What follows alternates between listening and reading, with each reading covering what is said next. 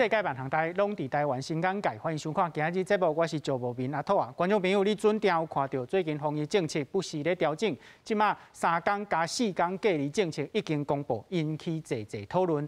专家学者有讲意见，甚至咱嘛看到指挥中心新政策，地方政府看法无同。即马确诊人数一日增加，逐天拢有新变化。论真，若讲指挥中心政策一直咧变，咱颠倒烦恼伊变了无够紧，预备着疫情变化。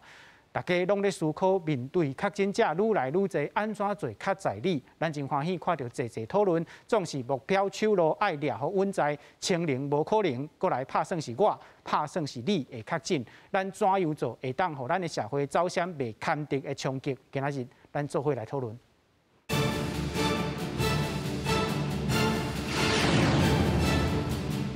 小解现场来宾邀请台大流行病学甲预防医学研究所陈秀熙教授。无朋友好，大家好。邀请中华民国基层医疗协会副秘书长刘汉忠医师。主持人好，观众朋友大家好。好，观众朋友，咱来看吼，今仔日的确诊者是6000外个吼，这个意思就是为今仔日开始，就有3万到4万的密切接触者爱开始隔离哦。若是一天拢安尼，咱的社会可能真紧就挡袂牢。即摆指挥中心有一个3+4的隔离政策吼，这个隔离政策咱会一路来讨论。刚这时，伊是连面讲连面做哦。为明仔载开始，就是4月27号，明仔载。你的隔离若是到3天，就用快筛阴性来解隔离。另外，为今日开始，无阁公布确诊者的卡者吼，用重点的这个疫调，就是讲你发症头前2天的密切接触者，才有来控制吼。不过有专家讲，这可能有一个冲伤紧的嫌疑啦。咱看到新北市甲台北市长吼，因为地方政府的考虑，因可能想要冲搁较紧哦，就是用快筛来取代隔离。这咱小等的，卖有路来讨论。咱看到伫基隆3科的病院吼，有幼囡仔群聚的事件，咱知影幼囡仔若是患着病毒，因是高风险的族群吼，是病院来伤治，这咱需要来甲关心吼。后个月初2开始，学校要开始注意防射吼，家长会当家己遵照。领导的囡仔吼，敢有要注意防射？这个问题，咱小等拢要来讨论。大先来看3+4政策的报道。国内新冠本土疫情连2天超过5000大关，密切接触者真侪，拢总扣咧8.7万人伫厝隔离。为了兼顾防疫量能，疫情指挥中心宣布将简化疫调，无过公布确诊卡者。2日起，伫厝隔离天数缩短为3+4，第4天快筛阴性就会当外出上班。伫厝隔离超过3天的人，2日起也会当解隔离。有医师烦恼，万一有民众无落实防疫规定，社区也是有传播风险。Omicron 变异株 BA.2 它这个特性就是大概就是潜伏期3天，担心就是说会不会说还是有机会在潜在阳性的一个这样的状况去做餐厅的内容，我觉得这还是一个公德心的问题啦。也不过有部分县市认为放量的脚步上慢，像北市已经领先宣布，针对第一线医护甲防疫人员实施以太代价。若是确诊密切接触者，会当免隔离，该采用上班进前先快筛，阴性就会当照常上班，避免因为大量确诊隔离，造成相关工作完全停落来。对此，专家认为，只要快筛剂量能充足，都会当做。以筛代隔，你当然要考虑到就是你的快筛的量能嘛，然后还有这个做下去会碰到什么问题嘛，那终究是有可能会继续往这个方向走的。另外，考虑国际可能出现新的变异株，指挥中心表示，入境者的伫厝隔离天数有望维持10+7，也就是10天伫厝检疫，加上7天自主健康管理，避免一日全部开放，冲击国内防疫量能。等待国内伫厝隔离天数新制上路一段时间了后，才随时检讨伫厝检疫等措施。记者综合报道。好，观众朋友，咱先来讲这个3+4的政策，这甲咱拢总有关系哦。因为最后若是15%到16%的人确诊，吼350万人，你甲我拢会可能成做这个密切的接触者吼。若是空咧做密切的接触者，头一天就爱做一个快筛吼。这个快筛有2种结果嘛，阳性甲阴性。若是阳性吼，你就爱去做 PCR， 你就若是。确诊就是开始居家照护啊，若是阴性吼，就伫厝内隔离。隔离有一个原则，就是一人一室做一个原则，袂使你出外吼。这是3天的期间，到第4天就开始一天一天做快筛。若是快筛阴性，就会使出外去工作，也是去学校吼，也是去买物仔吼，遮拢会使做。禁止的行为是讲，你袂使去餐厅啊，你袂使去人济所在去接触到无特定的这个接触者吼。上班的期间爱维持社交的距离，伫你家己的位烫喙暗来食物仔吼。若是伫这4天中间吼，你个快筛个阳性共款，你就去做 PCR 来。检查讲敢是确定有确诊吼，咱大先来请教陈医师吼。咱知影讲，这个3+4的政策，事实上毋是7天啊，若是第4天就阴性，事实上都是隔离3天就出去啊吼。这为着要维持咱的医疗量能甲社会量能，总是安尼时间敢有够短，还是讲即马抗疫的人有完是受济咧？好，首先甲观众朋友讲啦吼，他拄仔无明讲的一个足水的，就是讲咱无可能清零嘛，但是咱即摆有遮尔济这样个案吼。为什么咱今日会行到这步，都是为着咱要维持咱各行各业的正常的运作。哦，这就是咱过去咱一直想要坚持的。哦，所以我首先甲大家观众朋友讲，其实咱大家爱放心，因为这6000的几个个案，吼，依据咱即摆看，咱有一个迄个观念，爱大家爱记会牢。是安怎？我甲你讲，大家安心，因为咱拢是有拍2剂疫苗，80%的2剂疫苗。哦，咱拍2剂嘛，拍真悬，即个纽西兰甲韩国，所以是安怎？是咱拢真悬，真悬，过来佫有拍第3剂。所以凭良心讲，今仔日来讲的时阵，这6000几个内底，差不多有80%那感染着的人，拢是无症状、无症头的。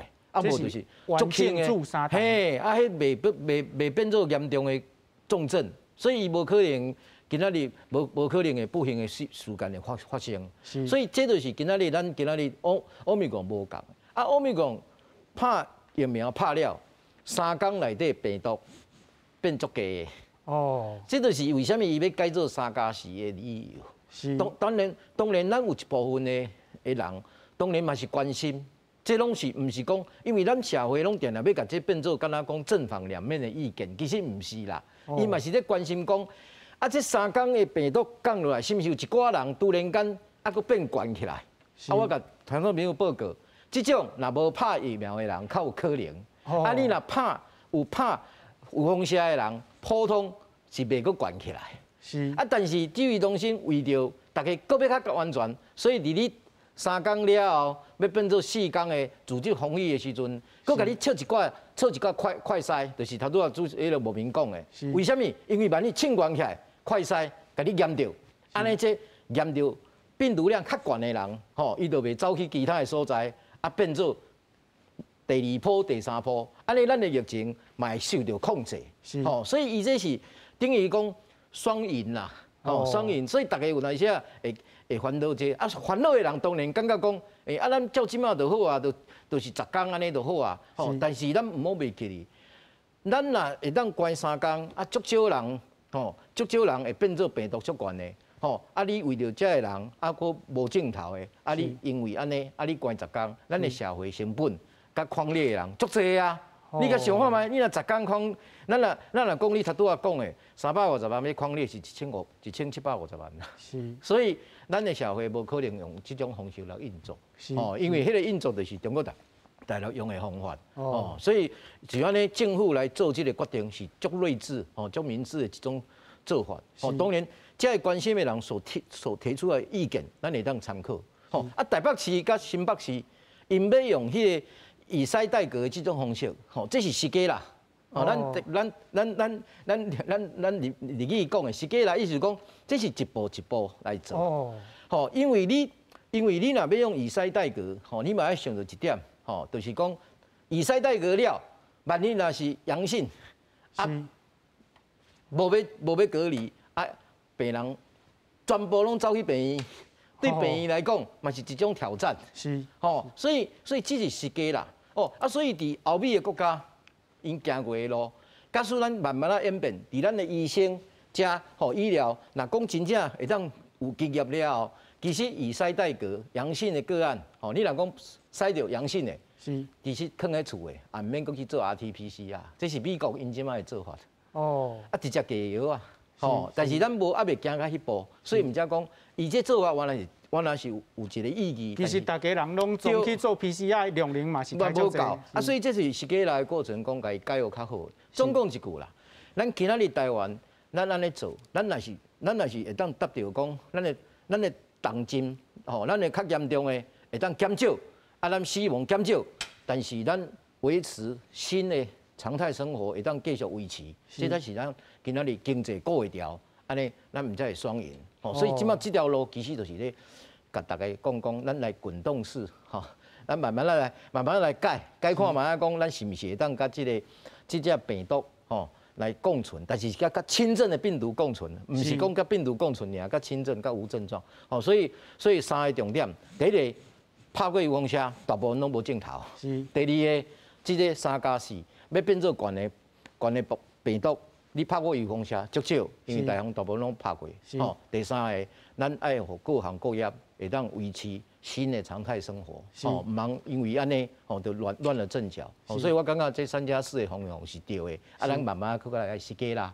吼，互医疗的人慢慢搁较大的信心，吼，互伊的搁较好的品质来照顾。比如讲你即马若讲唔免及格，万一你即马若阳性，你嘛是爱去基层的医生看啊，哦，去医疗医生看。所以这个互医疗体系慢慢来调整，安尼咱就会当走上全世界台湾的模式啦。是。好，过来咱请教老医师吼，咱知影这个3+4的政策，事实上毋是这2-3天才定出来吼，一直有在讨论。啊，另外咱讲到这个病毒有一个温度期啊，根据研究吼，这个温度期差不多3天，所以有这个隔离3天。意思敢是讲，伫这个3天期间内底吼，咱得等可能有阳性的人，伊的镜头发出来，敢是安尼？好，咱即马吼先注意这个吼，伊是居家隔离的人吼。才适合这个3+4的这个制度吼，唔是确诊的人哦吼，唔是确诊的吼，所以这样爱先弄好清楚吼。啊，咱拄啊主持人有讲到这啦吼，就是讲咱的有一个研究，就是讲伊个你若讲还未发病进前的时阵吼，伊的时间吼，伫你人的身体差不多是研究内底是2.9天至3.1天啦吼。哦，所以你这那这个时阵吼，每一天甲做体检吼。差不多有3天做了，差不多80%的病人，你会当甲抓出来。是。啊，你若搁加后壁4天的时阵吼，差不多所有的会当要传染人的人，拢抓着啊。哦，所以这个3+4是一个足聪明的一个方式啦吼，是非常有科学根据咧做的这个制度，哦，非常的好吼。哦，啊，咱拄啊，咱个陈教授有讲过嘛吼，咱即马台湾。做第一针的是82%啦吼，第二针超79点几，得要80啊吼，第三针是57%吼，所以实际上咱这做预防针的人，你本身若是今仔日就是你有去验到，伊3天以后，伊的病毒嘛拢排甲差不多啊。是。哦，所以这个3+4吼，咱讲起来真水啦吼，真水的一个制度吼。啊，咱这个制度嘛，有一个好处就是讲，咱先莫讲走遐紧吼，稳吼稳。啊，咱以前一直咧讲，咱的就是甲伊个即个伊个话无吼，莫甲互伊遐悬，甲低，啊小甲低啊，较平，较平咧吼，啊，互咱的百姓会当较适应，互咱的医疗的量能吼，会当维持一个真好的医疗的水准。安尼咱的来咧救咱的病人的时阵吼，咱的死亡率啥吼，拢会降较足低，所以咱有可能伫即个所在的时阵吼，搁创造一个世界的奇迹吼，有可能会1/1000的死亡率以下。吼，这是真有机会吼，啊，就是这个政策甲医疗这方面两个来好好啊配合，啊，就安尼稳定的行吼，啊，莫互这个出现讲像国外像韩国一天60万人，哇，你惊死人，大家百姓无惊甲跳起来吼。是。所以这种是真好的一个制度，阮非常的赞成啦吼。好，观众朋友，咱即摆过来看吼。未来咱可能会真做密切接触者，若是空咧做密切接触者，下来要做的代志，就是咱拄则讲的3+4的这个政策吼，总是嘛有可能会确诊哦。确诊了后，咱做一个确诊者，就要自主来汇报。汇报啥呢？第一项就是讲。你的密切接触者是啥物人？密切接触者是啥物意思咧？就是若是伫厝内，就是甲你同住的人；若是伫学校，甲你共班的同窗；若是伫公司，就是坐你边仔办公室坐你边仔的人，这是这个密切接触者吼。汇报密切接触者，另外爱汇报另外一项代志，就是讲你敢有符合这个居家照护的条件，若是无符合，就爱病院来相治。另外，就是讲你敢有慢性病，因为慢性病的人，咱知影是高风险的族群吼，这嘛要主动去汇报这个防疫的机关吼。啊，这个代志要安怎来做？上主要的就是学校、机关甲你的公司吼。名册爱先做好，啊，然后若是确诊，则根据这来控制这个密切接触者吼。大先咱来请教陈医师，这个方式看起来有在理，毋过安怎互咱社会良能吼，会当更较灵，更较会当过一个正常的生活？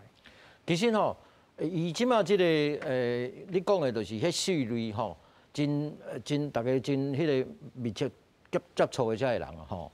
其实就是为着要减少匡列啦。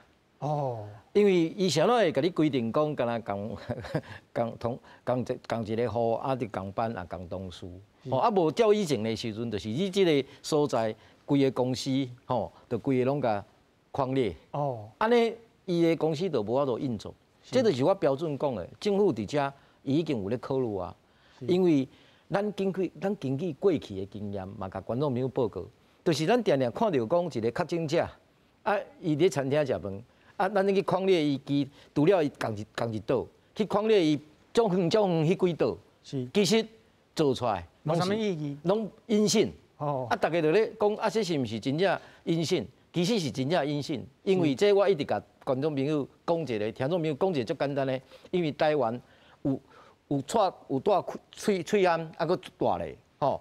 嘛，毋是讲食饭伊就拢完全退，伊有当时食饭了嘛是佫挂起来。第二个，伊有拍预防针，所以伊这就是为着讲有这两个因素，所以吼减少咱的密切接触者的定义，安尼才会当减少匡列。啊，减少匡列，你的资格就变少，咱的能量当然就保存起来，啊，甲真正的能量互医疗院所去照顾较重症的人，吼。所以伊这就是已经一种减少匡列的方式。是。但是要安怎去互伊较减少？吼，其实若有注意放射，即马伫国外3剂，是。吼，其实伊就无匡列啊。哦。吼，所以这就是讲要搁冲较紧的时阵，吼，就是咧用这。所以伊这拢是一步一步。吼，伊若看到讲这个密切接触，万一有拍三剂，啊，结果伊拢无发生有啥物症状，吼，安尼哇，安尼伊就感觉讲。啊，摆咱想搁爱甲有风险的，搁加入去，所以伊这拢是逐步的，吼，这是第一步。第二步，大家一定要注意哦，吼。虽然咱大部分讲的拢是无症头，对，但是迄20% 的人内底嘛是有可能是变做重症，包括你头拄啊莫名讲的讲这个慢性病呢，伫遮爱甲大家讲，万一你若出现你的症头出来，你一定要找你上信赖医生，吼，还是你会当就近的医生来甲伊讲，来甲伊通报，啊，通报卫生局，唔通伫遐延误治疗。哦，这是大家爱注意。第二，你若有症头，因为政府并无甲你讲，你伫这密切接触的过程内底，伫厝的居家隔离的时阵，你万一若症头，你一定要找咱的医疗体系来解决。哦，这是第三，伫厝的吼，遐个物件吼，血氧计啦。吼，血压，你就根据医疗人员还是卫生人员甲你提醒的，遐物件嘛是要准备一下。是，吼，安尼你这个过程，万一若发生啥物变化，吼，你唔才有法度知影讲哇，我突然间吼血氧变低，假设是这样。哦，啊，这个过去咱拢有经验啊，哦，这伫咱这2年内底，所以这3件代志是我甲大家吼，来大家会当了解这个代志。安尼，伫这个过程内底，咱除了减少匡列，来让甲车有可能变做重症的人，有可能有镜头的人，卖回变歹。安尼咱相信咱医疗体系后摆伊就会接受。咱医疗体系接受的人，愈来愈针对这种有镜头的，佫有可能变成重症，这就是咱一直咧讲的精准足准的精准精准的预防。所以这就是我甲大家讲明，咱台湾就是像刘医师讲的，等下刘医师嘛会讲，这就是咱台湾会当创造奇迹，就是咱双赢啦。是好。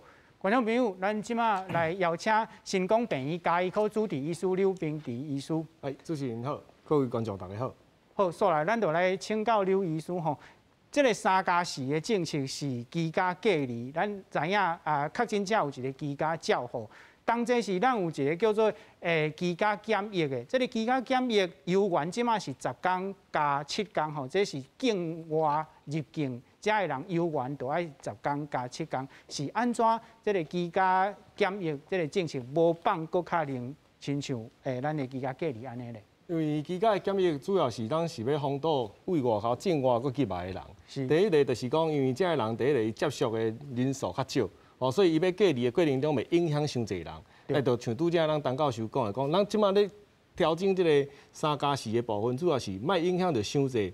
因为你伫这个过程中，咱的正常的生活过程中，包括上班的过程中，你接触到出侪人的。你若大家人拢要像共款像即摆较早咱旧时的10天，去做这居家的这个隔离的部分来讲的话，就变做讲会像居家检疫共款关共款久，安尼会影响到咱规个社会运作。一寡公司可能包括一寡部门拢爱关起来。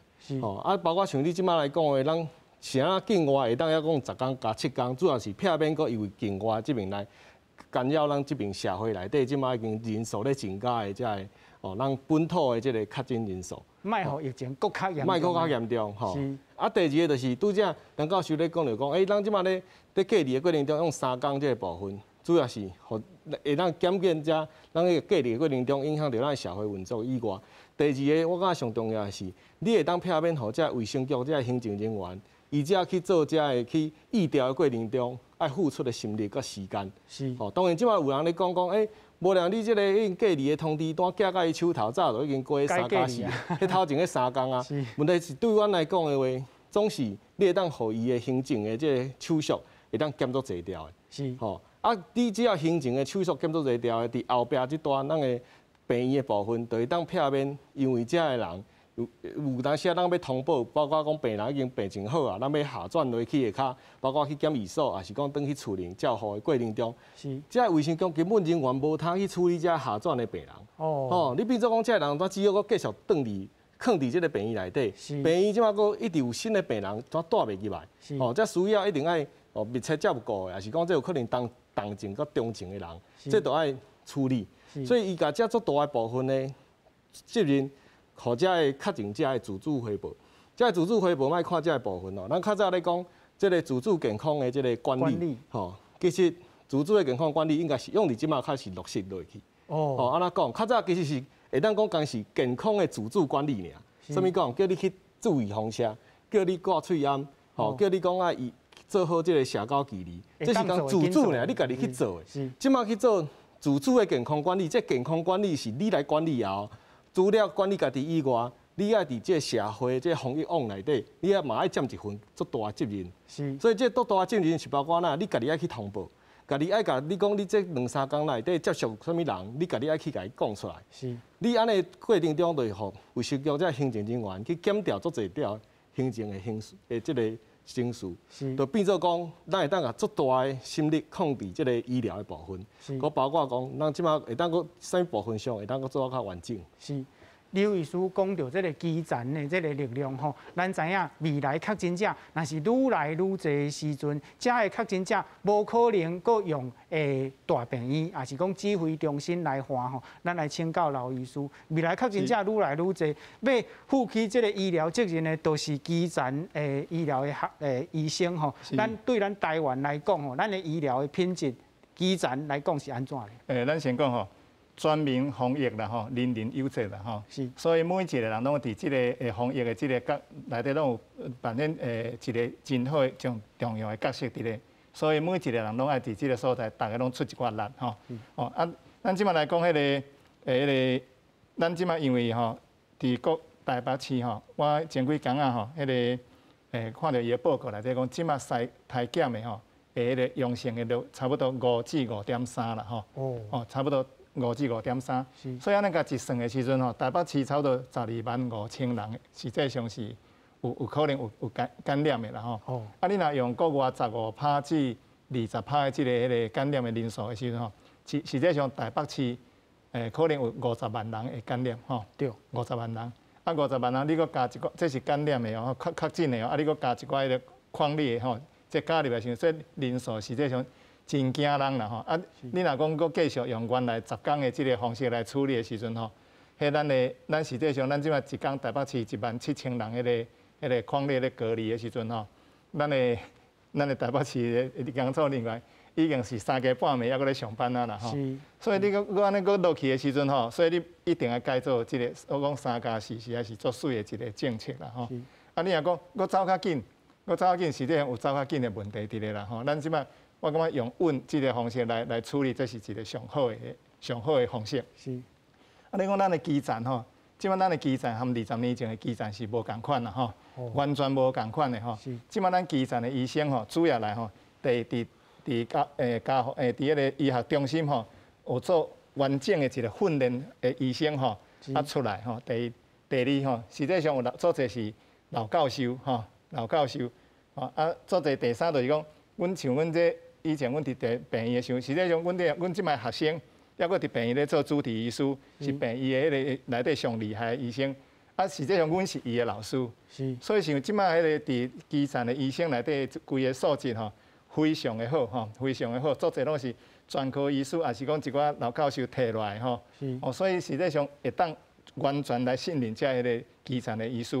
啊，基层的医师即马这几年来吼，实际上大家的整合拢真好势。啊，对这个防疫，我讲咱2020年的3月时阵吼，咱基层的医师吼，差不多咱即马差不多12000件的诊所。实际上迄个时阵，阮有去拜访阿中部长。阮咧专含伊讲的一项代志，就是即个咱讲视讯诊疗吼。阮咧专已经含政府已经咧讲即个代志，讲阮基层吼，大家出来有即个使命感吼，阮要来含政府同齐来做防疫吼。所以包括一寡迄个快筛站的设立啦吼，包括阮帮忙大病院的本身啦，拢咧顾迄个重症的时阵，伊咧门诊的病人、慢性病的病人。阮来帮忙来照顾哦，啊，第三就是迄个预防社，阮来帮忙做。啊，预防社台北市70%预防社是诊所做的，就是基层医疗的医师的。是基层做的吼。啊，专省差不多60%是基层的迄个医师做的。所以实际上基层这是一个足大的力量吼，啊，咱的政府就好好来用这个力量来做咱的防疫。是。老医师讲了对啦，阿土啊，细汉的时阵看医生吼，捌看过迄种军医，1949年为中国来的，对军队来的吼，伊根本都毋是医学系毕业的哦。总是咱老医师讲，即摆基层医疗的医师吼，是大病院医师的老师啦，也是讲教授啦，这咱爱相信因的这个能力甲力量吼。过来，咱讲到3+4的这个政策吼，有济无共的意见，地方政府吼嘛要用无共款的做法。这个报道，咱同齐来看。全台湾家用快筛试剂大欠货，关市政府拢伫咧化库存，都伫要用了啊。过一天确诊人数上济，新北市嘛同款真紧张。新北市长侯友宜早起去5个快筛试剂的制造商遐视察，伊讲新北市一天爱用要10万支的快筛试剂，目前库存敢若剩江外的量尔。以新北市的量一天如果要采集加隔离3+4，1万人哦，这样就基本是16000支，再加上我们一般的行政要去处理的，跟居家照护也好，跟所有相关防疫有关系的，我们算上一天将近10万。中央实施3+4的政策，不过新北市无要缀咧办。新北市府2、5半暝修改居家隔离转型试办草案，内容的大方向是干那互甲确诊者做伙大的亲人，还佫有密切接触者做快筛。若是阳性，就照确诊者的规定来行，采居家隔离或者是去互医生看。若是阴性，就免隔离，家己做快筛，加上自主健康管理，就会用的。校友理财师二来甲草案送交卫福部，要拼头一个试办的管期。那我们会提早送给中央，希望中央能够核定。因为每一个地方的疫情状况完全不一样，既然不一样，我们必须要有一些地方采取弹性应变。指挥官陈时中顶一礼拜推估，国内上高峰会甲过一天有45000人确诊。专家预估，快筛试剂的需求可能会较上1期，嘛建议民众快筛上好是做2届。你用快筛的话，你最好筛2次，中间隔2天。但是如果你有症状的话，你就不能隔2天，你就是可能隔12到24小时，隔1天你就必须再筛1次。另外，台北市宣布，由病院这边通报 PCR 阳性个案的系统2日上线。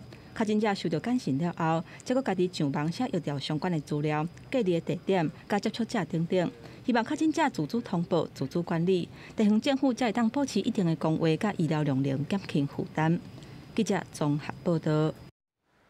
好，观众朋友，咱看到陈时中部长伊来解说这个3+4的政策吼，伊讲这个理路是国外的研究吼，病毒的稳坐期是2.9天到3.1天。因为安尼来规定3天的隔离吼，总是未来可能会搁较放任哦。不过，咱看到地方政府的看法无啥共，咱看到台北市长郭文德讲吼，若是安尼做，逐工安尼隔离吼，台北市的量能，伊讲的是社会量能，可能1礼拜就放弃啊吼。伊要用快筛来取代这个隔离。另外，台北市的副市长甲新北市长所讲的代志是同款的一项代志。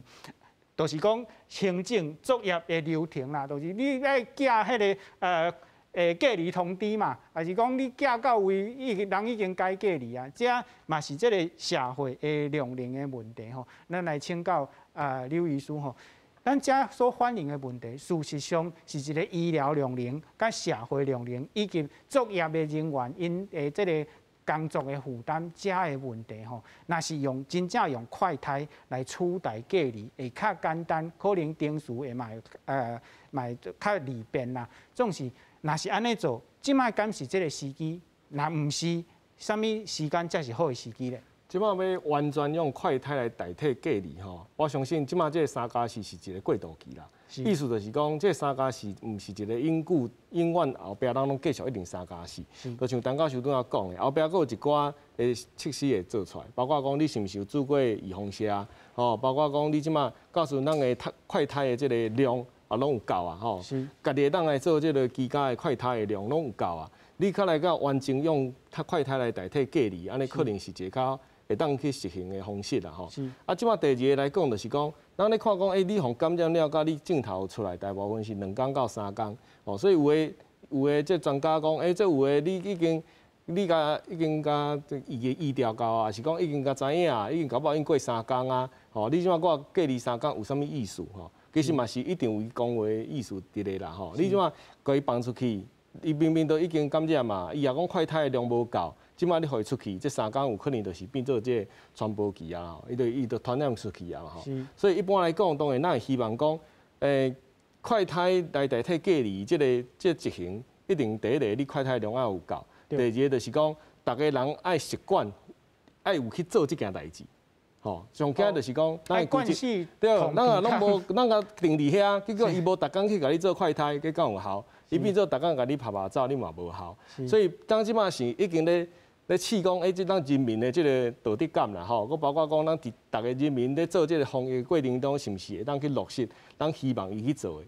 所以头前的这3天是当然一个过渡期，咱等快筛的量有够，咱就会当去执行，真正完全用隔离来用快筛来代替隔离。后壁咱这3+4的4天，咱会当先来看卖啊，讲咱民众在快筛过程中，是毋是真正有去认真去执行这家己的任务啦，吼。你若讲这4天做起来，家己就做到哩哩啦啦啊。你敢放心讲，真正分一个等伊真正确定者，也是讲伊只是一个密切接触者，你一概分互伊7支，讲你这7天你就家己去快筛，你会相信伊会去快筛这7支无？无一定哦，吼。所以变做讲，这个过程中，咱爱先互民众习惯这个代志。习惯这代志，第一个，伊后壁要去，你真正全部互伊去用快筛来代替隔离，伊较会当做了好。是。第二个，咱就是咧抢这个时间。第一个，这个快筛的量要有够。第二个，就是咱医疗的量能，即马袂当互伊一开始就伤放落去。哦。所以爱渐渐啊，互大家变做习惯这个制度了。你可能隔1礼拜、2礼拜观察了，大家拢做了袂歹。伫这个过程中嘛，无看到讲。这个马上增加这个感染人数的情形之下，你较来用快筛来代替隔离，安尼当然较好。当然以湘北市来讲，伊即马可能压力较大，因为因即马已经累积的逐工的确诊数已经几千例的啊，所以伊当然惊伊讲，这个影响到社会的动能。所以变做讲你这个市长，伊可能伫这个部分，伊希望要走较紧的。问题是走较紧的这制度的执行中，伊嘛要去看讲，伊安尼去改变的过程是毋是会比中央的即马。这制度真正确实有可较好，把这个疫情去慢慢甲伊挡落来，还是个上升的增加的速度有真正有去慢慢减落来。是，刘医师所讲的问题，实际上都是阿中部长讲的啊。若是完全无隔离，病毒可能会伫社区内底吼，四界咧传，这个确诊人数可能会冲真紧吼。咱来请教陈教授，根据这个传染病学的研究吼，咱讲若是15%。16%爱确诊吼，老医师有讲台北市可能是50万人嘛。啊，台北市是一个人口真侪的所在啊。若是亲像下港吼，嘉义啊，还是云林，遮的人口无遐侪的所在，敢共款都爱15%到16%的人感染，才会当疫情渐渐来这个消失的。对啦，因为无共所在吼，本来就迄个感染本来就无共。是。啊，疫情的控制的方法吼，啊，甲民众的。头拄啊，迄个刘医师讲的足好个啊，民众要适应即个快筛，吼，适应方法嘛无共。是，我即摆是稍微讲一下啦，其实这是两个问题啊。刘医师头拄啊讲的是足好个啦，就是说你有民众吼去适应即个快筛，吼，啊，你看卖，其实伊个3+4的4后壁个快筛就是有民众适应，吼，因为你若头前3用快筛，啊，你快筛爱2遍啦。吼，啊，你2遍伊嘛无一定会当了解，吼，啊，所以你爱互伊慢慢啊行入来，吼，3+4嘛，啊，头先前，因为你袂使甲感控医师的这个核酸检测，这是黄金标准的，一下就甲放掉啊，因为你的病毒量悬的时阵，你若放伊出去，就是就会造成感染，吼，啊，当然台北市想到甲高雄，甲其他的迄个。真卡无共，因为你的人口无共，密度无共嘛，所以伊安尼处理感染，就会造成咱足侪感染。啊，若感染可以感染着像，敢若迄个无平讲的讲，幼儿咧，感染到老人。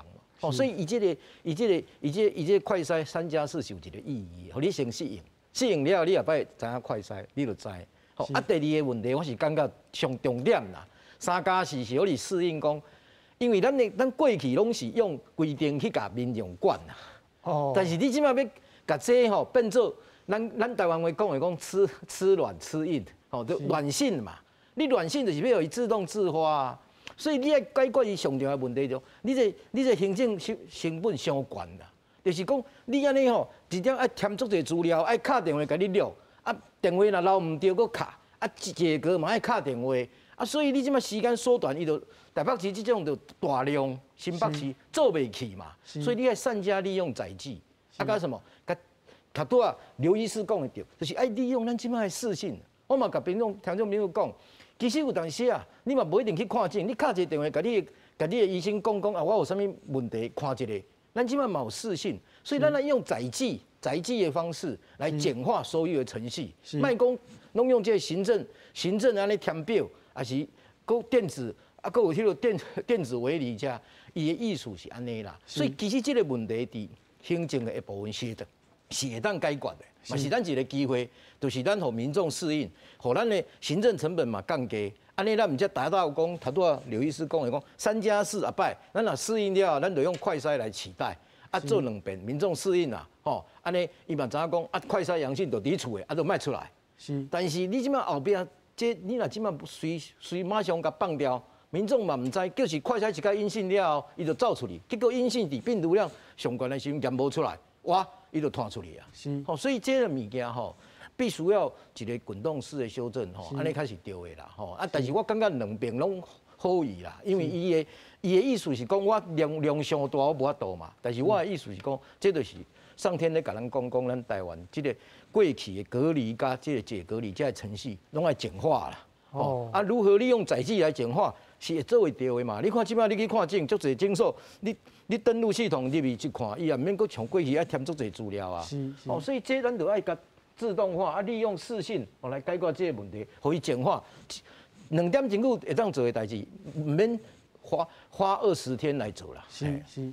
好，观众朋友，咱来看吼，湘北要用快筛来取代隔离吼，有一寡较幼路的美感，咱来看台北市是安怎做？台北市伊是用伫第一甲第2类的防疫人员啦，有3个条件，头一个是住3栋有住满吼，第2个是自我的保护的措施有做好，第3个根据疫调的结果吼来决定讲是毋是适合用伫这个用快筛取代隔离。新北市是安怎做？新北市因的这个草案已经送到行政院啊吼，要用快筛取代隔离，用伫啥物人？当大厝内的人，也是讲密切的接触者吼，这个有一个美感，就是密切接触者，若是快筛了后是阴性，就直接免隔离啊，阳性才去行迄个3+4的政策吼。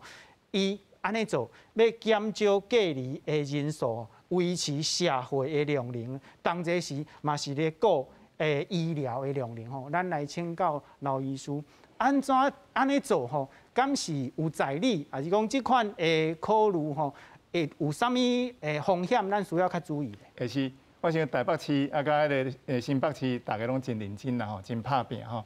所以安怎要来减少这咱的工作人员的负担吼？伊这方面我想甲真完整，所以你要注意一个，伊咧讲的毋是讲所有的人拢适合这个方式，是内底拢有条件伫咧嘛吼。以使代隔的只是有一个条件内底，你合这条件的时阵，你才会使用这个方式。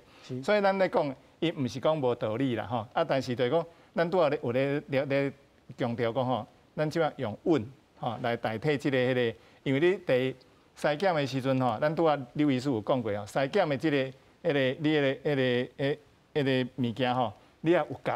咱即摆目前吼，社会上即摆是无够嘛，就大家都在抢吼。那当然是后咧5月初以后，国家队的一寡会开始入来吼，所以会开始会当去领吼，会当去领。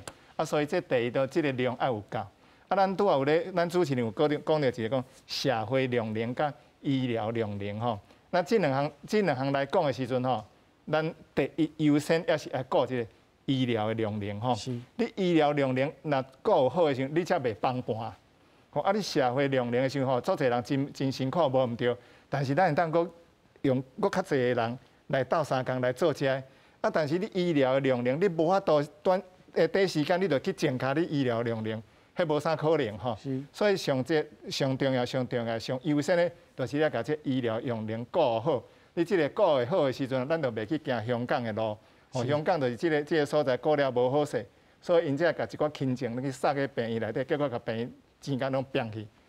所以啊，因为咱即摆即届欧米康的战场哦，上重要的战场是啥？就是伫即个重症嘛吼，重症。所以即个重症就决定讲，咱即届的欧米康的即个疫苗，即个防疫会当成功无成功，就重中之重都是伫遮，所以咱来甲即个所在先顾好。所以这个是咱特别加油的所在。是，好，讲到这个得病毒的重症吼，咱看到家人啊有一个3科的病院有诱因啊群聚的事件，咱先同齐来看。救护车紧急把红婴仔送往中基病院治疗，因为家人一间妇产科诊所发生医来规定小话，家人市政府调查，22诊所一个护理人员快筛阳性，甲诊所通报，诊所对所有的红婴仔快筛各通报卫生局，23进行专业 PCR， 拢总6个红婴仔、2个护理人员，甲1个红婴仔家长确诊。小朋友的状况恶化，有时候都是非常快速的，不像我们大人。基于这样的一个想法跟原则，那我们担心说小朋友会状况不好，所以我们就请119来帮我们转送到医院。不过因为红婴仔小连续发生血氧浓度不稳定的情形，20暗时2个红婴仔送去中基病院治疗了后送到转来，2个早起各1个红婴仔同款送去中基病院了后送转来妇产科。是希望说政府单位有没有办法，就是一个地区让我们家属去那边照顾小朋友，也可以在那个区域里的那个医疗设备是完善的。如果有什么状况，我们也可以马上对小朋友做治疗。新生儿的中心，它并不是普遍设立的。那万一在长庚医院若有一个严重或是一个重症的变化，当然他们就会联络林口的长庚医学中心，他那边有新生儿一个专责的一个中心可以收治。因为红影伫照顾爱特别细致，小儿科医师表示，若做红影出现发烧、食袂落的这个症头，家长一定爱特别细致，除了家己快胎，嘛爱上医治疗。当小孩子如果出现发烧或是食欲不振、睡眠不佳，甚至有恶心呕吐的情况的时候，那家长就要怀疑您的小朋友是不是有可能会感染到 Omicron。基隆市有337个确诊案例，因为中央研究要把居家隔离缩减为3+4。对这代志，基隆市长林佑昌是讲，缩减居家隔离天数是对的方向，表示中央有听到地方的声音。不过，即卖的行政程序用地方真侪时间甲人力，中央必须提出有效做会到的配套，若无居家隔离单也是会塞车。记者综合报道。好，咱来请教刘医师吼。幼囡仔得到病毒，互咱真烦恼，因为因的状况在变化真紧吼。当然是嘛会互咱想到讲，咱即马的政策吼，毋是要清零，是要甲病毒、甲即个疫情来共存啊。即个当时是咱就想到讲，要清零的时阵，咱较要意讲卡食啦，莫去染着病毒啦。即马是咧减灾吼共存的这个时代，咱是毋是应该去较要意得到病毒的人，伊的症状是安怎？甲看幼囡仔共款的？嘿，无毋对啊，即之前讲的无毋对，主要是讲咱一开始就拢做烦恼讲，即5岁以下到65岁以上的吼，任何即个毛病，尤其传染病来讲，这2个族群一定都是上严重的吼。因为第一个是抵抗力，当大部分拢较无遐好啊吼。第二个就是你65岁以上的，遮大部分拢有一寡慢性病啊吼。第三个，即5岁以下，伊无爽快，伊袂晓表示啊吼，所以变做讲家长伫这观察的方面负担的责任其实是足大的吼。你即马家长也有去上班啊，希望伊大部分拢送去即个伊个照顾婴仔在中心咧照顾，有当时啊，伊可能只要顾伤侪囡仔，伊无一定有法度照顾完全的情形之下，迄个变化是足紧的啦吼。所以变做讲，即马伫遮不管是家长的即个责任，也是讲伫这照顾婴仔这个中心，可能伫即个看这个小朋友的部分，都拢爱做专注讲因有发生看啥物款的问题。所以变做讲，咱即马的即个指挥中心公布的，讲包括讲伊看到伊活动力变低，包括讲即个皮肤的色的变化，包括我讲会喘，包括讲即个血中的上素的浓度降低，吼，也是讲即个看起来即意识的变化，也是讲一直连续一直吐，这一度爱去怀疑讲是毋是有一寡动静的发生啊吼。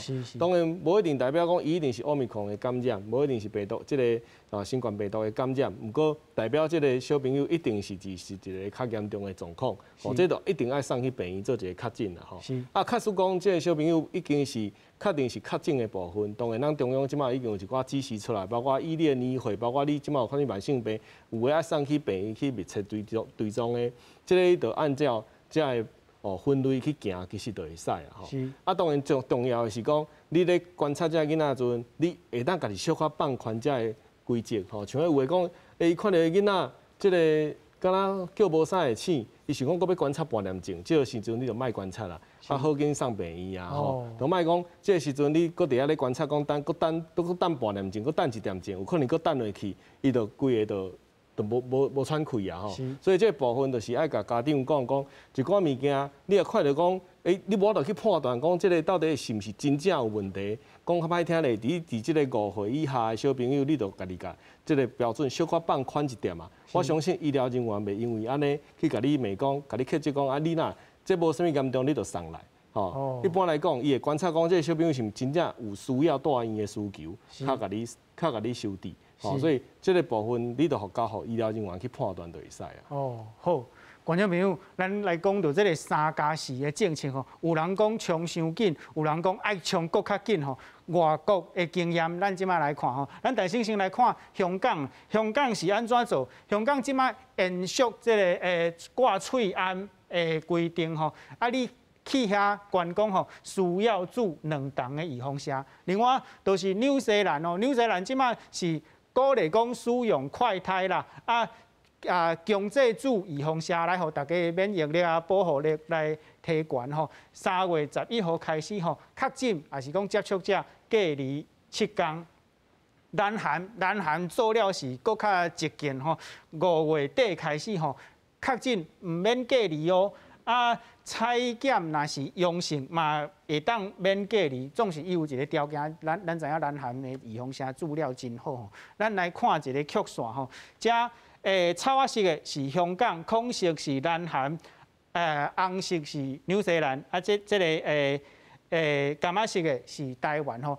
不过，咱有一项爱注意吼，这毋是人数，这是100万人的平均吼，咱毋通掠做讲香港的确诊的人比南韩较悬啊。总是这有一个美感，咱来请教陈教授吼，咱看遮的这个曲线吼，不管是悬还是低，咱拢有看到一个称悬再搁降低的这个过程啊。另外咱看到伊个期间拢是差不多1个月到2个月。台湾伫南韩、甲纽西兰、香港得严重的时阵，咱是平，咱可能会对遮开始穿起来吼。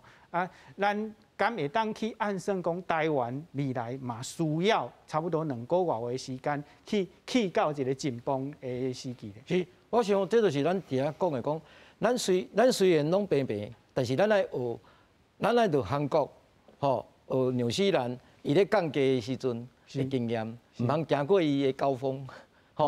因为这就是咱今日要创造，咱创造咱的台湾模式的经验。咱有法度做，你看，咱学着南韩是安怎阳性免隔离，搞到主项讲了足好，因为伊知影讲这拢无镜头，拢拍疫苗拍了。是。伊感染已经足济啊，所以头前重症已经牺牲啊，死亡已经牺牲，所以伊知影即摆安尼拐落。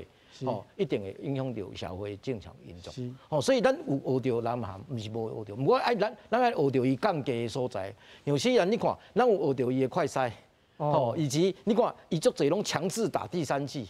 那咱今仔日健身房这打第3剂，就是这个原因。香港，伊嘛学到咱嘛学到伊的，咱的口罩永远戴着。伊的长者拍李欣要拍2剂，就是伊从长者无拍2剂，往生足侪人。所以。其实咱台湾就是要爱起他山之忧，然后呢来攻他山之错，然后走过我们这个平顺的走过，创造台湾的这样的一个奇迹。是，后来咱过来请教老医师，咱昨节目内底何美凤老师有讲到一个知识啦，就是讲是安怎需要15%到20%的人来确诊吼，是因为迄个若是遐侪人确诊了后。社会整体大家的抗体就会提悬啊，迄个密度就提悬。最后变做讲病毒伊较找无所在去传吼，咱要经过这个称悬的时期，敢是安尼？无毋对啦吼，我想何老师昨讲甲咱真好势，真清楚。咱预约也是差不多咱5月底是6月初迄阵啊，可能会悬到上悬的这个所在。一般的时间就差不多7天至10天的时间，伊伫面顶都小丢伫一个，再慢慢再个回来。所以咱的病情的，咱预测因的时间是差不多，就亲像主持人讲，差不多2个半月这个时间啦吼。伊的原因，原来是就是何老师咧讲这个原因。拄啊，咱有咧主持人有咧问咱讲，迄个囡仔的时阵吼，就是讲啥物时阵你也特别去注意啦吼。咱的指挥中心拢甲咱讲，伊若喘气有困难，还是讲。囡仔咧甲你话讲，伊胸坎嘛疼，胸坎嘛扎扎，还是讲伊人感觉你感觉伊的知识无啥清楚，喙唇会变迄个紫色的吼，增加有紫色，还是讲伊发烧，还是关烧，还是讲无发烧，但是伊的心脏咧跳拢超过100以上吼，无法度食药啊，无法度啉水吼，还是讲24点钟内底无尿吼，这几个就是讲咱的指挥中心咧甲咱的百姓讲，这个拢你爱注意的所在。但是我用小儿科的一个观点来甲各位观众朋友吼讲一点吼，爸爸妈妈，你若感觉你的囡仔怪怪，感觉你的囡仔怪怪，和平常时无共款，这都是有问题吼。你特别爱注意这点吼，这是阮小儿科几十年来的经验，但在这种情形之下，囡仔拢有问题，囡仔拢是有问题，所以你若感觉怪怪的时阵，你就一定爱注意这。安尼吼，你送去互病院吼，诊所医生看吼，小儿科医生看的时阵。甲你鉴定一下有问题无问题，安尼就较袂去闹交去吼，较袂引起啥物一寡遗憾吼。是。啊，实际上咱我等来讲吼，咱即马美国吼，咱囡仔伫奥密克戎这部分差不多会占17%至20%是囡仔吼，是囡仔。哦。奥密克戎这个传染的时阵吼，伫世界各国拢共款，囡仔大量增加吼，大量增加吼，所以你有占17%至20%的这个机会。是。啊，但是吼，咱个回到等来讲吼，伫美国吼，差不多有500万的囡仔去活着啦吼。因的住院吼，差不多1%至5%住院，啊179个过身吼。是。所以死亡率差不多10万至3.6。哦。所以实际上低吼低。